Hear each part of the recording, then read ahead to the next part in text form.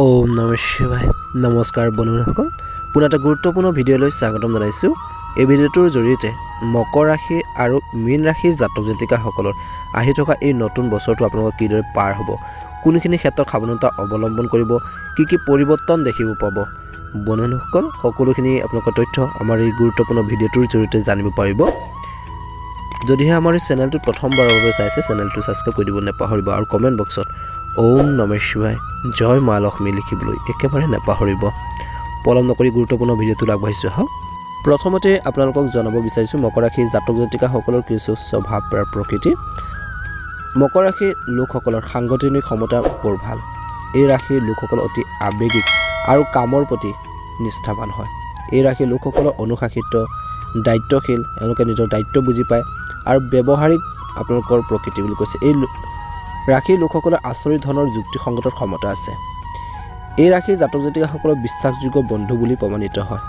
এই ৰাশিৰ জাতক জাতিকাসকলে আনৰ বিপদত কেতিয়াও আপোনালোকে ৰৈ নাথাকে বুলি কৈছে। এই ৰাশিৰ জাতক জাতিকাসকলে আনক সহায় কৰি ভাল পায়, বিপদক আনক সম্পূৰ্ণ সহায় আগবঢ়ায় বুলি কৈছে। এই ৰাশিৰ জাতক জাতিকাসকলৰ দৰ্শনৰ জ্ঞান অতি বেছি বুলি কৈছে।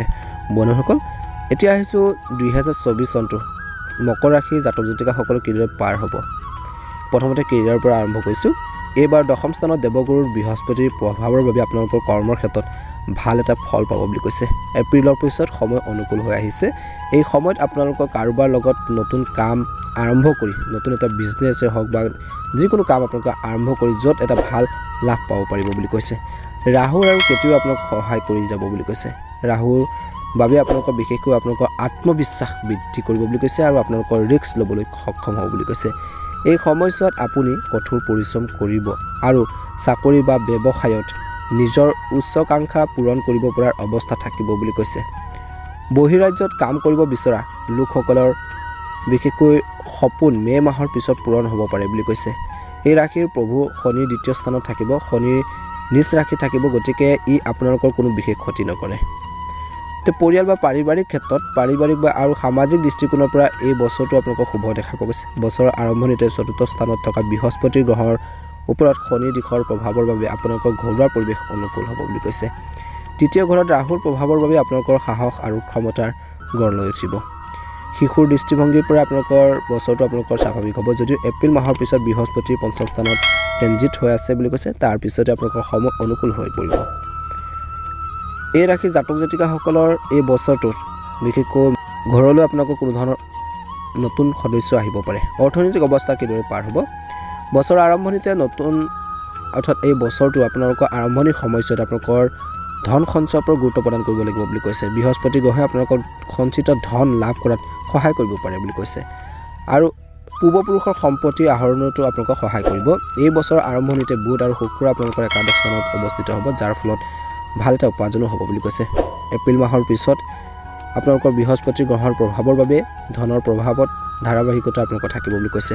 পৰীক্ষাৰ প্ৰতিযোগিতা পৰীক্ষাৰ্থী অৰ্থাৎ প্ৰতিযোগী প্ৰাৰ্থীৰ বাবে বছৰৰ আৰম্ভণি স্বাভাৱিক হ'ব। সংঘাতৰ পৰিস্থিতিত আপুনি সফলতা লাভ কৰিব। এপ্ৰিলৰ পিছত সময়খিনি ছাত্ৰ ছাত্ৰীৰ বাবে অতি শুভ হ'ব বুলি কৈছে। প্ৰতিকাৰ স্বৰূপে এই বছৰটোত আপোনালোকে শনিদেৱৰ প্ৰভাৱ বছৰটো আপোনালোকৰ ভিতৰতে থাকিব। সেই শনি মন্দিৰত শনিৰ মন্ত্ৰ জপ কৰি থাকিব আৰু শনি মন্দিৰত সৰিয়হৰ তেলৰ চাকি জ্বলাই থাকিব বুলি কৈছে। পাৰিলে আপোনালোকৰ মংগলবাৰে হনুমানজীক আপোনালোকে কিছু বস্ত্ৰ আপোনালোকৰ বিশেষকৈ মন্দিৰত কিছু বস্ত্ৰ আগবঢ়াওক বুলি কৈছে। প্ৰতিদিনে হনুমান চালিচা আবৃত্তি কৰক।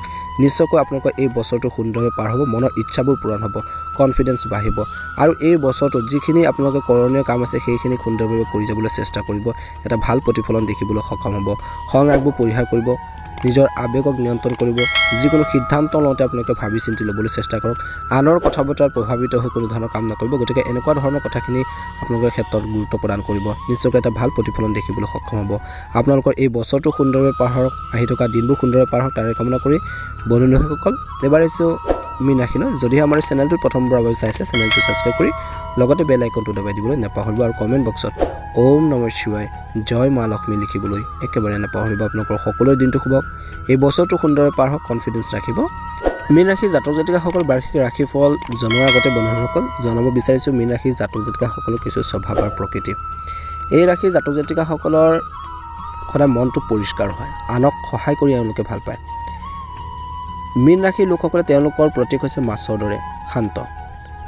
অতি কোমল আৰু দয়ালু হয় এওঁলোকৰ স্বভাৱ অতি সহানুভূতিশীল এই কাৰণে বহুতে ভাল পায় বুলি কৈছে এওঁলোকৰ বন্ধু সংখ্যা বহুত বেছি আৰু সমাজত এটা ভাল নাম এওঁলোকৰ আছে আৰু থাকে এই ৰাশিৰ লোকসকলৰ আদৰ্শবাদী পৃথিৱীত জীয়াই থাকি ভাল পায় বন্ধুসকল বহুত সময়ত কল্পনা আৰু তথ্যৰ মাজত পাৰ্থক্য কৰাটো কঠিন হৈ পৰে এওঁলোকৰ বাবে কিছুমান ক্ষেত্ৰত ঘৰখনৰ উন্নতিৰ বাবে ঘৰখনৰ শান্তিৰ বাবে এই ৰাশিৰ জাতক জাতিকাসকলে সদায় চেষ্টা কৰে জীৱনত সদায় নতুনত্ব আনিবলৈ চেষ্টা কৰে নতুন কিবা এটা শিকাৰ বাবে সদায় এওঁলোকে চিন্তা ইচ্ছুক হৈ থাকে বুলি কৈছে বন্ধুসকল এই ৰাশিৰ জাতক জাতিকাসকল প্ৰথমতে কৈছোঁ কোমল হৃদয় হয় দয়ালু হয় বুলি কৈছে আনক সহায় কৰি এওঁলোকে ভাল পায় এওঁলোকৰ স্বভাৱেই হৈছে সহানুভূতিশীল কিয়নো মীন ৰাশিৰ লোকসকলৰ এওঁলোকৰ প্ৰতীকে হৈছে মাছৰ দৰে শান্ত অতি কোমল আৰু দয়ালু হয় এতিয়া হৈছে মীন ৰাশিৰ জাতক জাতিকাসকলৰ এই বছৰটো কিদৰে পাৰ হ'ব কেৰিয়াৰৰ ক্ষেত্ৰত চাবলৈ গ'লে ব্যৱসায়িক দৃষ্টিকোণৰ পৰা বছৰটো সাধাৰণতে ফলপ্ৰসূ হ'ব দ্বাদশ স্থানত শনিৰ প্ৰভাৱৰ বাবে আপোনালোকৰ কাম সম্পূৰ্ণ কৰাত কিছু অসুবিধাৰ সন্মুখীন হ'ব পাৰে কিন্তু ধৈৰ্য ধৰিব লাগিব এপ্ৰিলৰ পিছত কৰ্ম ক্ষেত্ৰত বিশেষকৈ বা ব্যৱসায়িক ক্ষেত্ৰত এটা ভাল সময় অনুকূল হৈ পৰিছে বুলি কৈছে সপ্তম স্থানত বৃহস্পতিৰ দৃশ্য ব্যৱসায়ীসকলৰ বাবে এটা শুভ হ'ব যিসকল লোকে অংশীদাৰিত্বৰে কাম কৰি আছে বা পাৰ্টনাৰশ্বিপত যিসকলে কাম কৰিব বিচাৰিছে তেওঁলোকৰ বাবে সুবিধা লাভ কৰিব বুলি কৈছে বা তেওঁলোকৰ এটা ভাল এটা প্ৰতিফলন দেখিবলৈ সক্ষম হ'ব তেওঁলোকে আপুনি বিশেষকৈ অৰ্থাৎ এই ৰাশি জাতক জাতিকাসকলে এই বছৰটোত ধ্যান ৰাখিব লাগিব যিকোনো সিদ্ধান্ত লওঁতে ভাবি চিন্তি ল'বলৈ চেষ্টা কৰক বুলি কৈছে আপোনালোকৰ এই সময়খিনি ধৈৰ্যৰ প্ৰয়োজন আছে এই বছৰটোত বহুতো কাম আপোনালোকে কৰিব পাৰিব গতিকে ভাল এটা ফলাফল পাবলৈ আপোনালোকক বহুত কষ্টও কৰিব লাগিব এই বছৰটোত বহুত সময় আপুনি অনুভৱ কৰিব যে ভাগ্য আপোনালোকৰ পক্ষত নাই কিছুমান ক্ষেত্ৰত ফিল কৰিব পাৰে কিন্তু আপুনি ধৈৰ্য ধৰি কঠোৰ পৰিশ্ৰম কৰি যাব নিশ্চয়কৈ এটা ভাল প্ৰতিফলন দেখিবলৈ সক্ষম হ'ব আৰু আপোনালোকৰ প্ৰকৃত বন্ধুৰ পৰা আপোনালোকৰ সহায় লাভ কৰিব বুলি কৈছে পৰিয়ালৰ বা পাৰিবাৰিক ক্ষেত্ৰত পৰিয়ালৰ দৃষ্টিকোণৰ পৰা আপোনালোকৰ বছৰটো আৰম্ভণিটো শুভ দেখা গৈছে বছৰৰ আৰম্ভণিতে দ্বিতীয় ঘৰত প্ৰভু বৃহস্পতিৰ প্ৰভাৱৰ বাবে আপোনালোকৰ পৰিয়ালত এজন সদস্যৰ সংখ্যা বৃদ্ধি পাব পাৰে বুলি কৈছে সম্ভাৱনা দেখা পোৱা গৈছে এপ্ৰিল মাহৰ পিছত বিশেষকৈ ভাই ভনীৰ পৰা আপোনালোকৰ সম্পূৰ্ণ সমৰ্থন পাব আগবাঢ়ি যাব পাৰিব আপোনালোকৰ সাহস সমাজত থাকিব আপোনালোকক সামাজিকভাৱে জড়িত ব্যক্তিসকলে এই বছৰটো প্ৰশংসা লাভৰ যোগ দেখা পোৱা গৈছে কিন্তু এই বছৰটোত কোনো জনসমাগমত আপোনালোকৰ কথা বতৰা কৰোঁতে বা কোনো বহুতো মানুহ আছে বা মিটিং হওক বা আপোনালোকৰ কোনো সভা সমিতি হওক তাত যিকোনো যদি আপোনালোকে ভাষণ প্ৰদান কৰে ব্যক্তিগত প্ৰদান কৰে সেইখিনি ক্ষেত্ৰত আপোনালোকে কথা বতৰা কৰোঁতে কিছু সাৱধানতা অৱলম্বন কৰিব সামাজিক কাম কাজত আপোনালোকে অংশগ্ৰহণ কৰিব এই বছৰটোত কেতুৰ বাবে আপোনালোকৰ পাৰিবাৰিক জীৱনত কিছু উত্তেজনা হ'ব পাৰে আপুনি অকলে থাকিব বিচাৰিব পাৰে কিছু ক্ষেত্ৰলৈ বছৰৰ আৰম্ভণিতে আপোনালোকৰ বৈবাহিক জীৱনত ল'ৰা ছোৱালীৰ বাবে এটা ভাল প্ৰতিফলন দেখিবলৈ সক্ষম হ'ব তেওঁলোকৰ পৰা ভাল এটা ৰিজাল্ট পাব পাৰে বুলি কৈছে বিশেষকৈ ছাত্ৰ ছাত্ৰীসকলৰ পৰা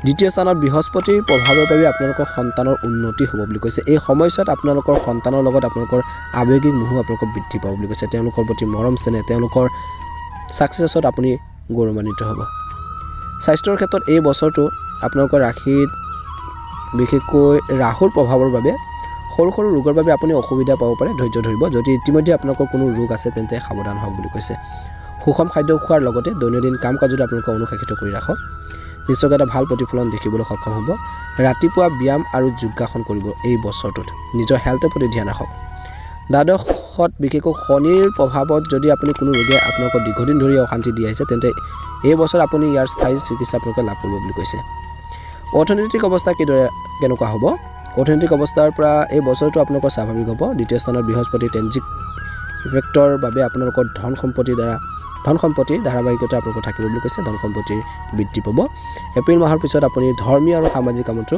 ধন খৰচ কৰিব বুলি কৈছে যাৰ বাবে আপুনি আধ্যাত্মিক সুখৰ অনুভৱ কৰিব পৰীক্ষাৰ প্ৰতিযোগিতা এই সময়খিনিত পৰীক্ষাৰ প্ৰতিযোগিতাৰ বাবে এই বছৰটো স্বাভাৱিক হ'ব ষষ্ঠ স্থানত শনি আৰু বৃহস্পতিৰ সংযুক্ত প্ৰভাৱৰ বাবে প্ৰতিযোগিতামূলক পৰীক্ষাত আপুনি সফল হ'ব পাৰে বুলি কৈছে কিছুমান অভিজ্ঞ লোকক লগ পাই আপুনি আপোনালোকৰ কৰ্মশৈলী উন্নত সাধন কৰিব পাৰি বুলি কৈছে এপ্ৰিল মাহৰ পিছত সময়ৰ সামান্য প্ৰভাৱ পৰিব পাৰে এই সময় আপুনি সফলতা লাভ কৰিবলৈ অধিক কষ্ট কৰিব লাগিব ধৈৰ্য ধৰিব লাগিব ছাত্ৰ ছাত্ৰীসকলৰ এই বছৰটো শুভ দেখা পোৱা গৈছে ভাল এটা ফলাফল দেখুৱাবলৈ সক্ষম হ'ব প্ৰতিকাৰ স্বৰূপে শনিবাৰে পুৱাই আপোনালোকে বিশেষকৈ পিপল গছৰ তলত আপোনালোকে পানী আগবঢ়াই সন্ধিয়া চাৰিওফালৰ দীপ জ্বলাই গছজোপাৰ চাৰিওফালে আপোনালোকে দীপ জ্বলাই চাকি বন্তি জ্বলাই দিব বুলি কৈছে আৰু পাৰিলে আপোনালোকে প্ৰতি মংগলবাৰে হনুমান মন্দিৰলৈ গৈ আপোনালোকে চাকি বন্তি জ্বলাব আৰু প্ৰত্যেক মঙ্গলবাৰে আপোনালোকে হনুমান চালিচাৰ এবাৰকৈ পাঠ কৰিব নিশ্চয়কৈ এটা ভাল প্ৰতিফলন আপোনালোকে এই বছৰটো দেখিবলৈ সক্ষম হ'ব